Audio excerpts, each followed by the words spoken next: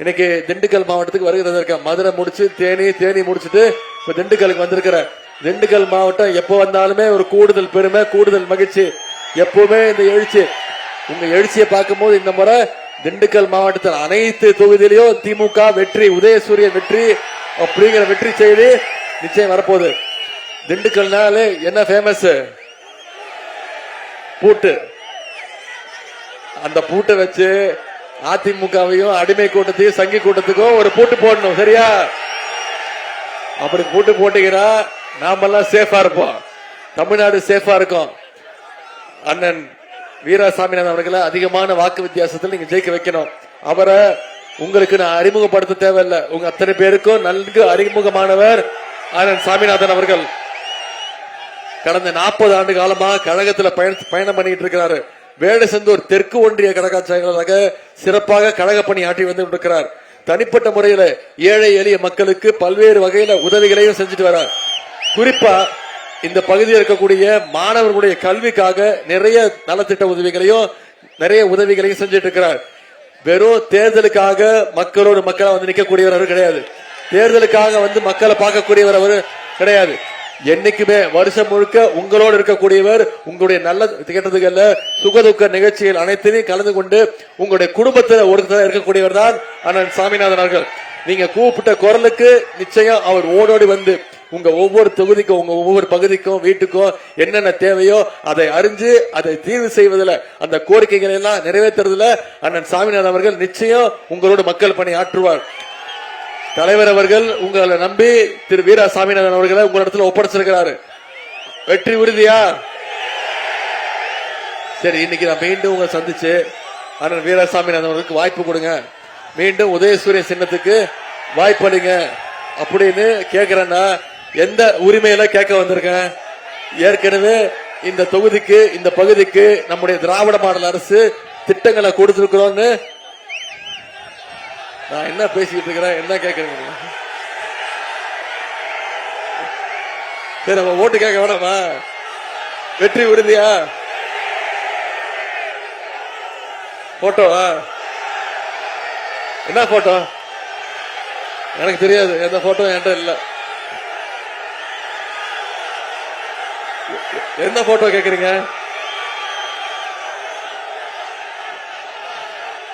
Photo காட்டியே ஆகணுமா? சரி, இருங்க காட்டுறேன். இருங்க என்னன்னு சொல்லிட்டு காட்டிடுறேன். சரியா? இங்க பாருங்க, இப்ப கூட நானா போட்டோ காட்டல, நீங்க என்ன காட்ட சொல்றீங்க. சரியா? கரெக்டா? ஏன்னா அவரு என்ன கண்ணா அப்படின்னு திட்டுறாரு. கெட்ட வார்த்தை மட்டும்தான் என்ன திட்டல, என்ன செத்து போன்ட்டம்மா, உயிரை வாங்குறான்ட்டாரு. எனக்கு விருப்பமே இல்லை. சரிம்மா, நான் சரி காட்டுறேன். என்ன பிரச்சனை சொல்லிடுறேன். நான் அவரை, நீங்க மொரட்டு பக்தர்கள் பார்த்திருப்பீங்க, கரெக்டா? மொரட்டு தொண்டர்கள் கேள்விப்பட்டிருப்பீங்க, கரெக்டா? ஆனா ஒரு மொரட்டு அடிமையை பார்த்திருக்கீங்களா? இவ்வளவுதான்மா, இதுதான் பிரச்சனைய. இங்க என்ன பிரச்சனை ஆரம்பிச்சது? மொரட்டு அடிமைன்னு கூப்பிட்டேன். ஏன் அவர் மொரட்டு அடிமைன்னு சொல்லட்டுமா? இன்னைக்கு கூடமா, இன்னைக்கு ஒன்றிய பாஜக அரசு நம்முடைய மாநில உரிமைகளை பறிக்கிற மாதிரி டீலிமிட்டேஷன் ஒண்ணு கொண்டு வராங்க. தொகுதி மறு வரையறை. நம்முடைய தமிழ்நாட்டில் 39 தொகுதி இருக்கு, கரெக்டா? 39 நாடாளுமன்ற தொகுதி இருக்கு. இந்த தொகுதி மறுவரையறை கொண்டு வந்தாங்கன்னா தமிழ்நாட்டுக்கு 59 தொகுதி வரணும். இந்தியா முழுக்க நாடாளுமன்ற உறுப்பினருடைய எண்ணிக்கையை உயர்த்துறாங்க. ஆனா இன்னைக்கு ஒன்றிய பாஜக அரசு தமிழ்நாட்டுக்கு 47 தொகுதி தான் தருவோம்னு சொல்றாங்க. 47 நாடாளுமன்ற உறுப்பினர்கள் தான் தருவோம்னு சொல்றாங்க. அதை எதிர்த்து தான் இந்த தொகுதி மறுவரை வரக்கூடாது, டீலிமிட்டேஷன் வரக்கூடாதுன்னா இன்னைக்கு தலைவர் குரல் கொடுத்துட்டு இருக்காங்க, எதிர்ப்பு தெரிவிச்சிருக்கிறோம். நம்முடைய திமுக மட்டும் இல்ல, இன்னைக்கு அனைத்து எதிர்கட்சிகளும் எதிர்ப்பு தெரிவிச்சிருக்கிறோம். ஆனா இந்த மொரட்டு அடிமை திரு எடப்பாடி பழனிசாமி என்ன தெரியுமா சொல்றாரு? இந்த டீலிமிட்டேஷனால தமிழ்நாட்டுக்கு எந்த பாதிப்பும் வராது அப்படின்றாரு.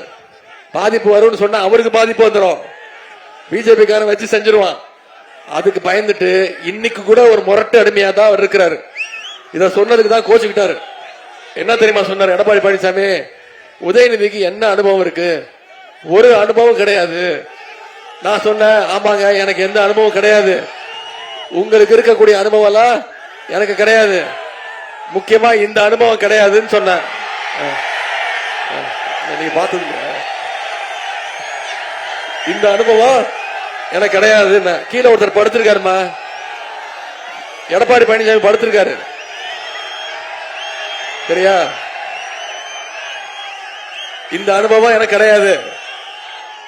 பதவிக்காக போய் யார் காலனி விழுந்த அனுபவம் எனக்கு கிடையாது. சங்கி கூட்டத்துக்கு பயப்படுற அனுபவம் எனக்கு கிடையாதுன்னு சொன்னேன். போதுமாமா? போதுமா?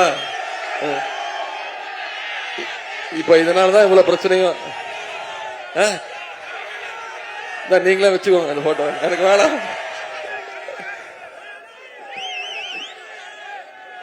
இப்போ என்ன தெரியுமா சொல்றாரு?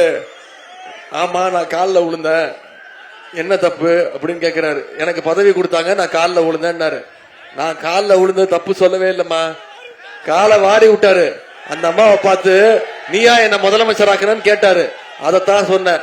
இப்போ அந்த அம்மா சசிகலாமா கேட்டாங்க, இப்ப அவங்க வந்துட்டாங்க உள்ளார, அவங்க கேட்கறாங்க, டெய்லி கேட்கறாங்க, அந்த தம்பி உதயநிதி சொல்றது கரெக்ட் தானே, நீ பதில் சொல்லு, நீ நன்றியோட நன்றியா இருந்தா நன்றி, நாய்க்கு 4 பிஸ்கட் போட்டா கூட அது காலை சுத்தி வரும், நீ ஒரு நன்றி கேட்டவன்னு நான் சொல்ல, இது என் மேல எழுதினாதீங்க.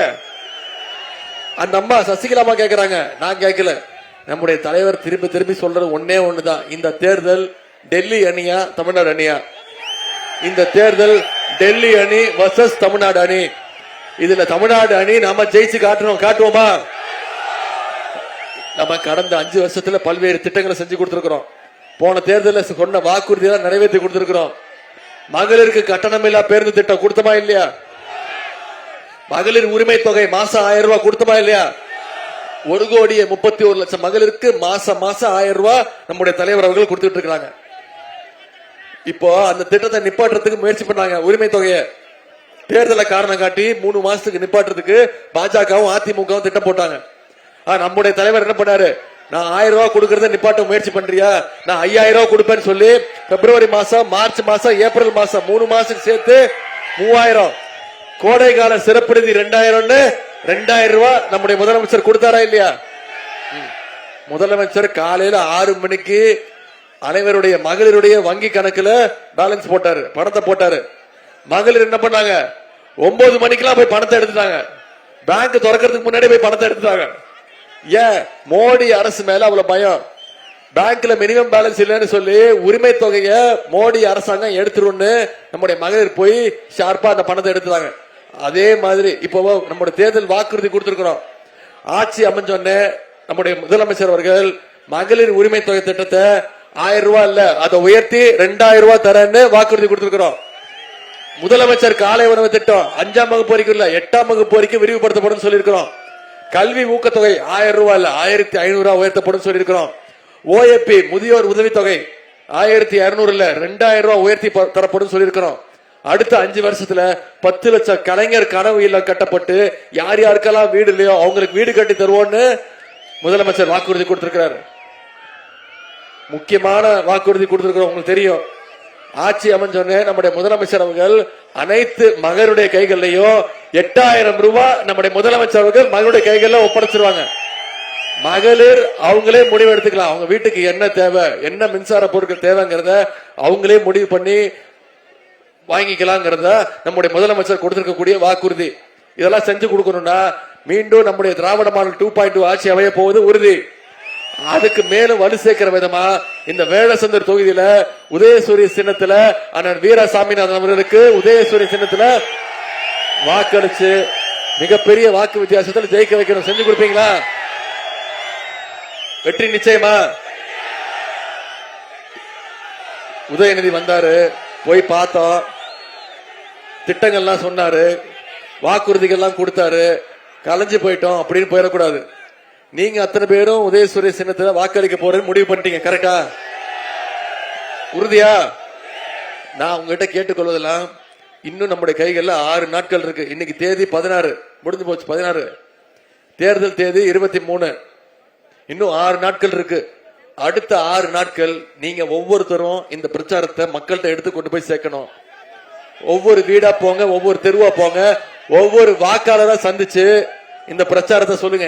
ஏன் திமுக மீண்டும் ஆட்சிக்கு வரணும், ஏன் வேடசந்தூர் தொகுதியில் சாமிநாதன் அவர்களுக்கு உதயசூரிய சின்னத்துல வாக்களிக்கணும், என்னன்னு ஜெயிச்சா நம்முடைய முதலமைச்சர் என்னென்ன பண்ணுவேன்னு சொல்லியிருக்கிறாரு, முக்கியமா சங்கி கூட்டத்தையும் அடிமை கூட்டத்தையும் தமிழ்நாட்டுக்குள்ள நுழைய விட்டுறக்கூடாது அப்படிங்கறத பிரச்சாரத்தை நீங்க பண்ணீங்கன்னா குறைஞ்சது 50,000 வாக்கு வித்தியாசத்துல வீரசாமிநாதன் அவர்களை ஜெயிக்க வச்சு சட்டமன்றத்துக்கு அனுப்புவீங்க. உறுதியா? இவரையெல்லாம் அன்போடு கேட்கிறேன், பண்போடு கேட்கிறேன், பாசத்தோடு கேட்கிறேன், உரிமையோடு கேட்கிறேன், உங்க வீட்டு பிள்ளையாக இருந்து கேட்கிறேன், இன்னும் பெருமையா சொன்னா தலைவருடைய மகனாக இருந்து கேட்கிறேன், இன்னும் பெருமையா பூரிப்பா சொன்னா டாக்டர் கலைஞருடைய பேரனாக இருந்து கேட்கிறேன். உதயசூரிய சின்னத்திற்கு வாக்களியுங்கள். அண்ணன் சாமிநாதன் அவர்களை அதிகமான வாக்கு வித்தியாசத்தில் ஜெயிக்க வைங்க. இன்னொரு முக்கியமான கோரிக்கை, காவிரி மற்றும் அமராவதி ஆறுகள் இணைகின்ற இடத்துல வருகின்ற உபரி நீரை திண்டுக்கல் மாவட்டத்தில் உள்ள பல்வேறு பகுதிகளுக்கும் குறிப்பா இங்க இருக்கக்கூடிய குளங்களுக்கு எடுத்து செல்லுகின்ற வகையில 1 கோடி ரூபாய் மதிப்பீட்டில் ஆய்வு பணிகள் துவங்கியாச்சு, நடந்துகிட்டு இருக்கு. 5,560 கோடி ரூபாய் மதிப்பீட்டில் இந்த திட்டத்தை செயல்படுத்த திட்ட அறிக்கை வழங்கப்பட்டிருக்கு. எனவே நீங்க வச்சிருக்கக்கூடிய கோரிக்கை ஒவ்வொன்றத்தையும் நம்முடைய முதலமைச்சருடைய பார்வைக்கு எடுத்துட்டு கொண்டு போய் நிச்சயம் உங்களுடைய சட்டமன்ற உறுப்பினர் தேர்ந்தெடுக்கப்பட்டிருக்கக்கூடிய வெற்றி நிச்சயமா ஆதரிப்பீர். உதயசூரியன், உங்கள் அன்புக்கும் வரவேற்புக்கும் நன்றி நன்றி நன்றி.